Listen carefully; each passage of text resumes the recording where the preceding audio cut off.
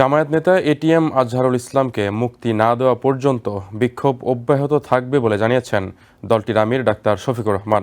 মঙ্গলবার বিকেলে রাজধানীর পল্টন মোড়ে আয়োজিত সমাবেশে একথা জানান তিনি।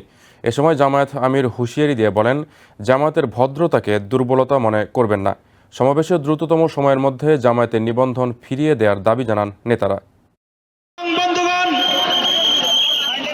পূর্ব ঘোষিত বিক্ষোভ সমাবেশে যোগ দিতে মঙ্গলবার দুপুর থেকেই দলে দলে মিছিল নিয়ে রাজধানীর পল্টন মোড়ে আসতে শুরু করেন জামায়াতে ইসলামীর নেতাকর্মীরা। এ সময় জামায়াতে ইসলামের সাবেক সেক্রেটারি জেনারেল এটিএম আজহারুল ইসলামের মুক্তি ও জামায়াতের নিবন্ধন ফিরিয়ে দেওয়ার দাবিতে নানা স্লোগান দেন তারা। আবু সাঈদ মুক্ত, আবু সাঈদ মুক্ত, শেষ হয়নি যুদ্ধ। সমাবেশে বক্তব্যকালে অবিলম্বে জামায়াতের নিবন্ধন ফিরিয়ে দেওয়ার ব্যাপারে পদক্ষেপ নিতে সংশ্লিষ্ট কর্তৃপক্ষের প্রতি আহ্বান জানান দলটির নেতারা।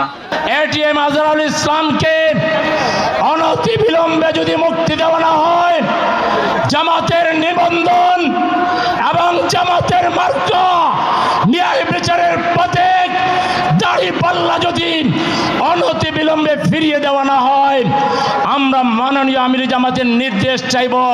সমাবেশে প্রধান অতিথির বক্তব্যে জামাত আমির বলেন, আজহারুল ইসলাম 13 বছর ধরে কারাগারে রয়েছেন।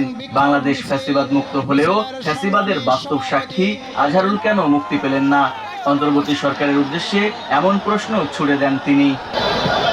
বাংলাদেশ ফ্যাসিবাদ থেকে মুক্ত হলো, আমাদের প্রশ্ন, ফ্যাসিবাদের সবচেয়ে কঠিন সাক্ষী আজহারুল ইসলাম সাহেব মুক্ত হলেন না কেন? কোন জিনিস তাকে এখনো আটকে রাখতে বাধ্য করেছে?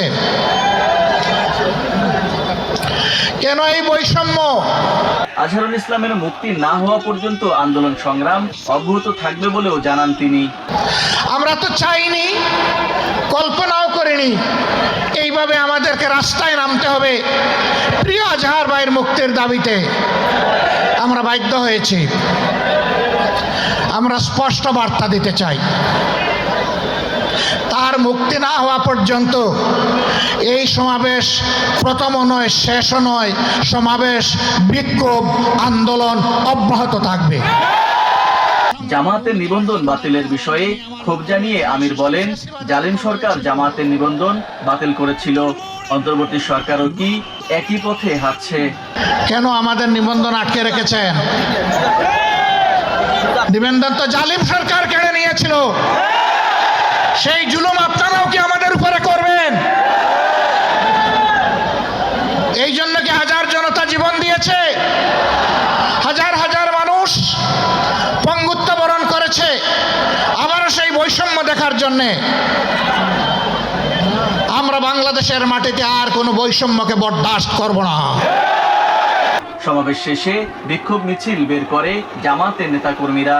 মিছিলটি শহরের বিভিন্ন সড়ক ঘুরে সাইদি ফাউন্ডেশনে গিয়ে শেষ হয়। মুজাহিদুল ইসলাম, TVN 24, ঢাকা।